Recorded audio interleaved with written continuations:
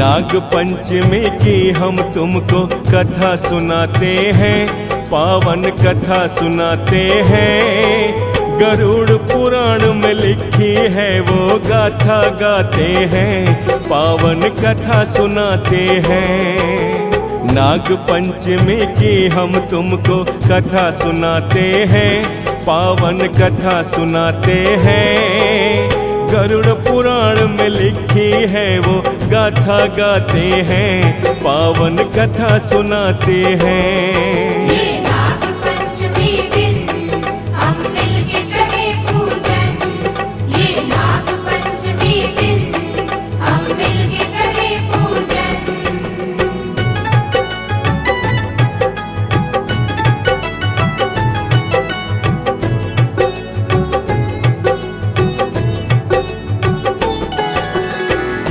भक्तों, नाग पंचमी के दिन नागों के उपासक को काल सर्प दोष भी नहीं रहता, सर्प दंश का भय भी नहीं सताता।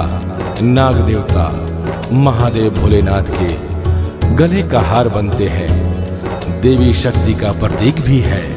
बड़ी श्रद्धा और सम्मान का प्रतीक यह नाग पंचमी त्योहार अति हितकारी माना गया है। सेवक जन नागों के पूजन के साथ साथ नागों को दूध भी पिलाते हैं।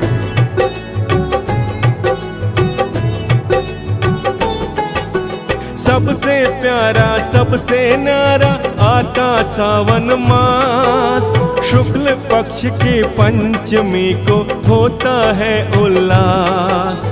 नाग पंचमी रूप में मनाया जाता है, नाग देव का पूजन शीश झुकाया जाता है।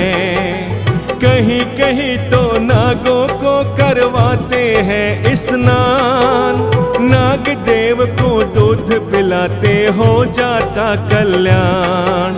वाराणसी में नाग कुआं में लगता है मेला, नाग उपासक भक्त बड़ा ही होता अलबेला। पूजा पाठ से सर्प दोष तक सब मिट जाते हैं, सब मिट जाते हैं।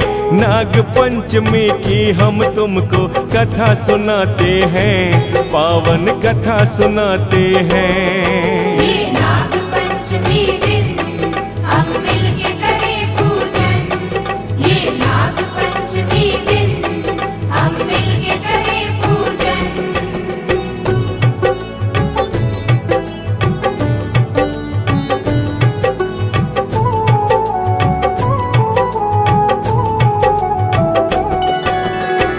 गरुड़ पुराण के लेख अनुसार राजा परीक्षित के पुत्र जन्मेजय ने यज्ञ किया था, जिसके मन में सर्पों के प्रति अधिक क्रोध था।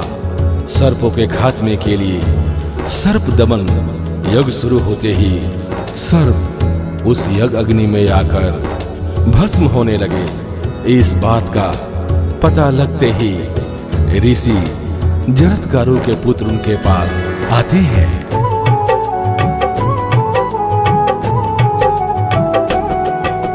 काल सर्प का दोष रहे न पूजन करने से, नाग दंश का भय न रहता नाम सिमरने से। नाग देवता शिव का आभूषण जाने सब संसार, देवी शक्ति का प्रतीक होती जय जयकार। सर्प नाग के भय से भक्तों मुक्ति मिलती है, नाग देव की पूजा से बड़ी शक्ति मिलती है। श्रद्धा और सम्मान रूप में पंचमी त्योहार, पूरे वर्ष में पावन पर्व ये आता है एक बार। नाग देव के सेवक नाग को दूध पिलाते हैं, दूध पिलाते हैं। नाग पंचमी की हम तुमको कथा सुनाते हैं, पावन कथा सुनाते हैं। ये नाग पंचमी दिन हम मिलके करें पूजन, ये नाग पंचमी दिन हम मिलके करें पूजन।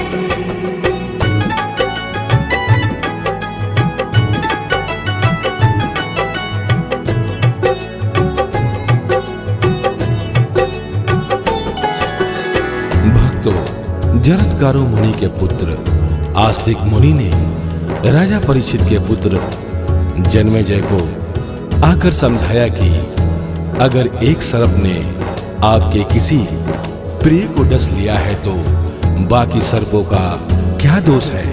आप सर्प दमन यज्ञ करके सांपों का वंश क्यों समाप्त करना चाह रहे हैं। यह उचित नहीं है। जलती आग में घी नहीं दूध डालकर आग को बुझाया जाना चाहिए। मुनि आस्तिक के समझाने पर सर्पों की जान बच पाई थी।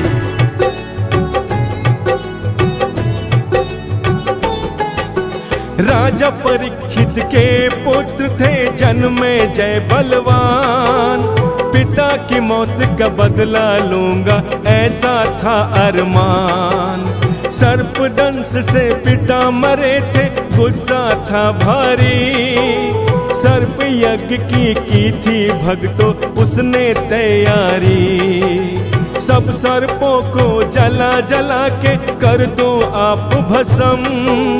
जन्मेजय ने खाई भक्तों ऐसी बड़ी कसम। सब ऋषियों ने सोचा कि इसको रुकवाए। ऐसा ना हो यज्ञ में सारे सांप ही जल जाए। जरत्कारू के पुत्र आस्तिक मुनि जी आते हैं। मुनि जी आते हैं। नाग पंचमी की हम तुमको कथा सुनाते हैं। पावन कथा सुनाते हैं। ये नाग पंचमी दिन हम मिलके करें पूजन। ये नाग पंचमी दिन हम मिलके करें पूजन।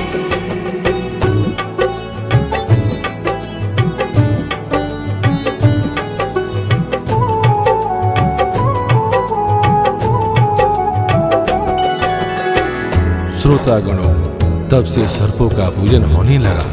सांपों को भाई मानकर उन्हें दूध पिलाया जाने लगा।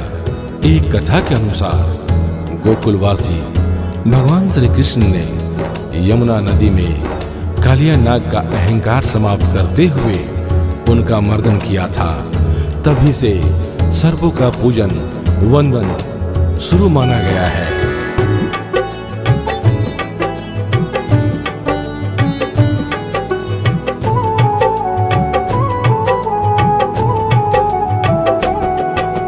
मुनि आस्तिक ने आके यज्ञ रुकवाया था।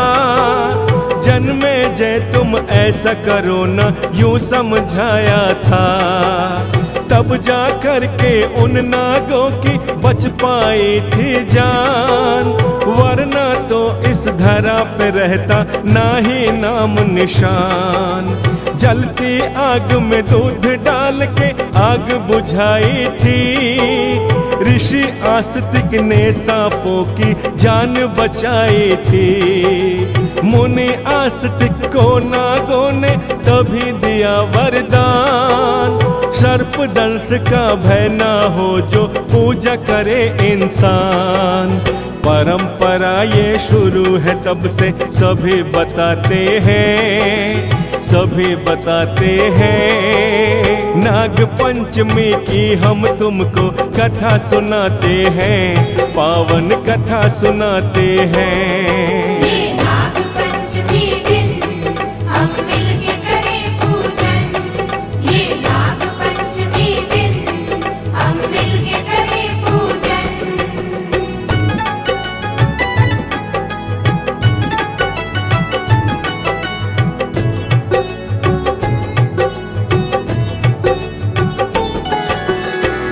अन्य कहानी के अनुसार एक राजा के 7 पुत्र थे। 7 विवाहित थे। सबसे छोटे पुत्र के घर कोई संतान नहीं थी। सास ननद जिठानी उन्हें बांझ बांझ कहकर ताने देती रहती थी। इसी दुख में दिन रात आंखों से आंसू की धारा बहती रहती थी।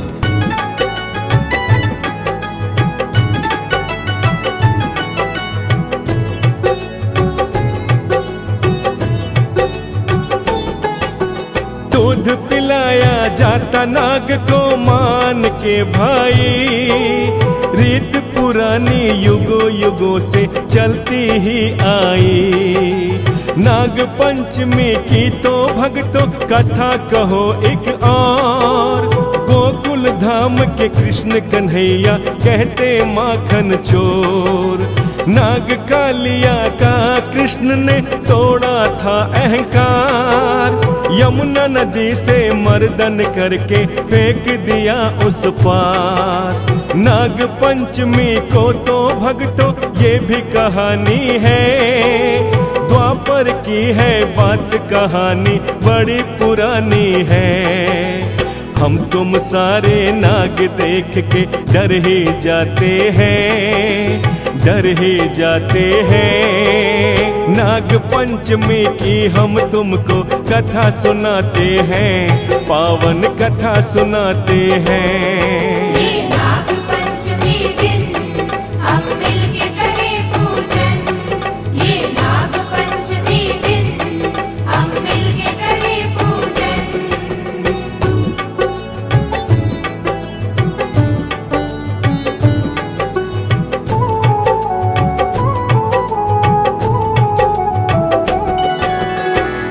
भक्तजनों, बांझपने का दाग बड़ा दुखदाई होता है। राजा के पुत्र को भी यह दर्द कचोटता रहता और उसकी पत्नी भी चिंता में सूख कर कांटा सी हो गई थी। उसका पति समझाता है कि दुनिया की परवाह मत कर, मैं तो तुझे कुछ नहीं कहता, फिर जो होगा देखा जाएगा।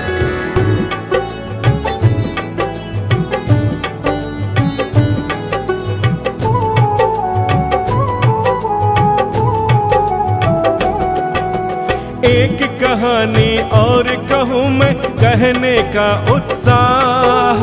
एक राजा के 7 पुत्र थे, सबका हुआ विवाह। उनमें से 6 पुत्रों की तो पैदा हुई संतान। छोटा पुत्र बिन संतान रहता था परेशान। उसकी बहू को बांझ बांझ के मिलते थे ताने। ताने सुन के दोनों कितना रोते ना जाने। ननद जेठानी सास भी तो बैरन हो गई थी। हरदम दुखी करे वो सारी जहरन हो गई थी। व्याकुल होकर उनके नैना नीर बहाते हैं, नीर बहाते हैं। नाग पंचमी की हम तुमको कथा सुनाते हैं, पावन कथा सुनाते हैं। ये नाग पंचमी दिन हम मिलके करें पूजन। ये नाग पंचमी दिन हम मिलके करें पूजन।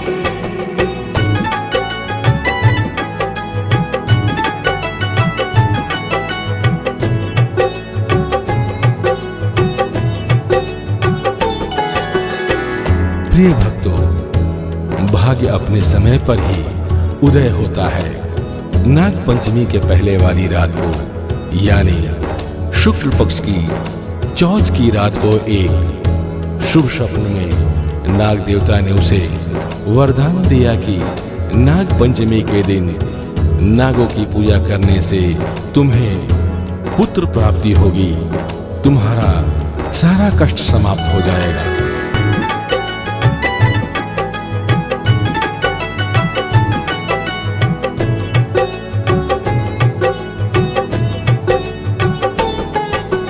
पति बेचारा स्वयं दुखी पर बड़ा समझाता था। भाग्य में ना बेटा बेटी यूं समझाता था। ऐसे व्यर्थ में दुखी क्यों होती दुनिया बैरी है। बांझ वाली बात बता क्यों दिल में ठहरी है। दुनिया को तू बकने दे जो भी बकती है। मुंह की मीठी दुनिया बगल में छुरी रखती है। परसन रहना सीख बावरी, मैं तो साथी हूँ। दुख आए सुख आए मैं तेरा तेरा सदा हिमाती हूँ। ऐसा कर अपनी नारी की धीर बंधाते हैं, धीर बंधाते हैं। नाग पंचमी की हम तुमको कथा सुनाते हैं, पावन कथा सुनाते हैं। ये नाग पंचमी दिन हम मिलके करें पूजन। ये नाग पंचमी दिन हम मिलके करें पूजन।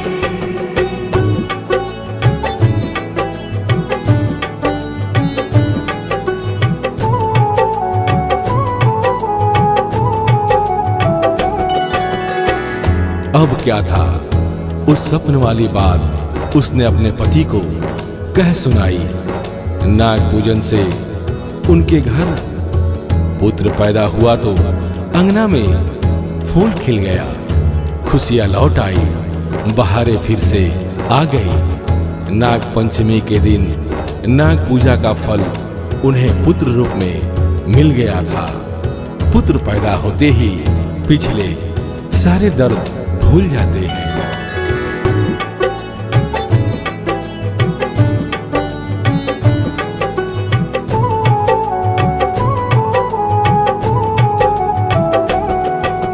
नाग पंचमी का मेरे भक्तों आया था जब दिन, चौथे रात को आया उसको अच्छा सा सौपन। सपने में उसे 5 नाग दिए दिखाई जी। नाग पंचमी को कर पूजन यूं समझाई जी। पूजन करने से तू पुत्र रतन को पाएगी।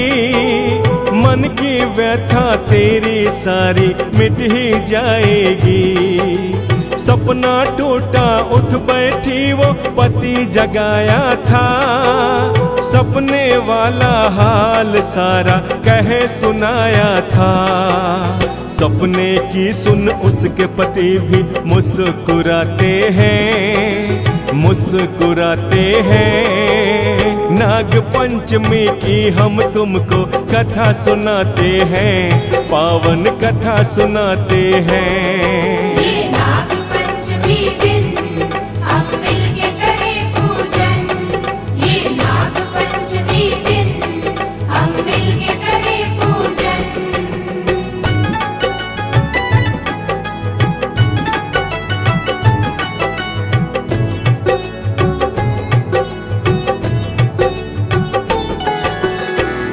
भक्तों, सावन महीना वैसे भी देवों के देव भगवान महादेव भोलेनाथ का प्रिय महीना माना जाता है। सभी देवता बाबा भोलेनाथ के अधीन ही है। नागों की पूजा भोले की पूजा के समान कही गई है। आप सब भी सर्पदंश के भय से मुक्ति चाहते हैं, काल सर्प दोष से छुटकारा चाहते हैं तो नागों की पूजा नाग पंचमी के दिन करके अपनी मनोकामना पूर्ण कर सकते हैं। जय नाग देवता की, जय नाग पंचमी त्योहार की। ओम नमः शिवाय, ओम नमः शिवाय। शिव जी सदा सहाय।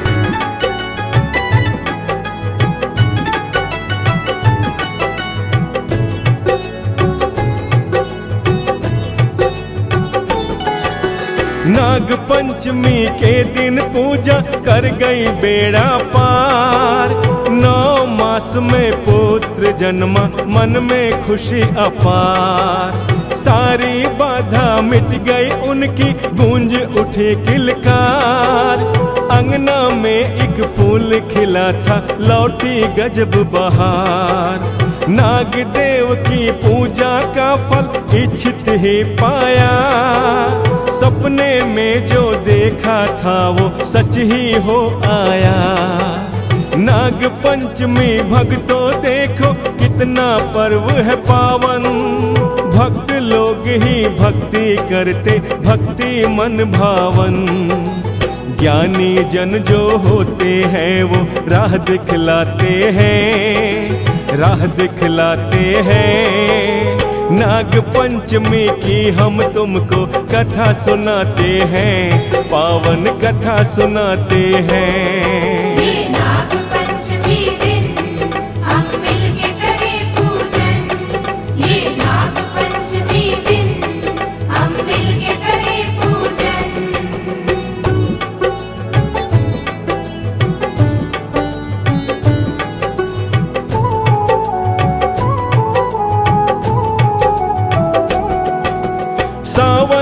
मास में नाग पंचमी भूल मत जाना।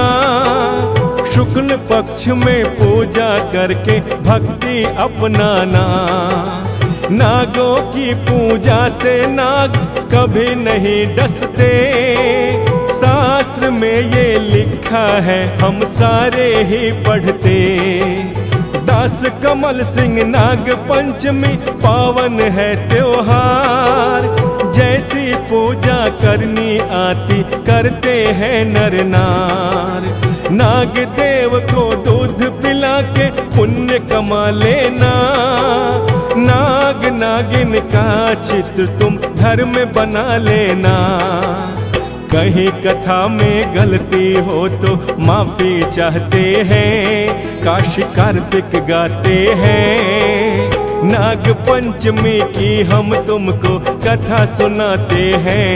पावन कथा सुनाते हैं।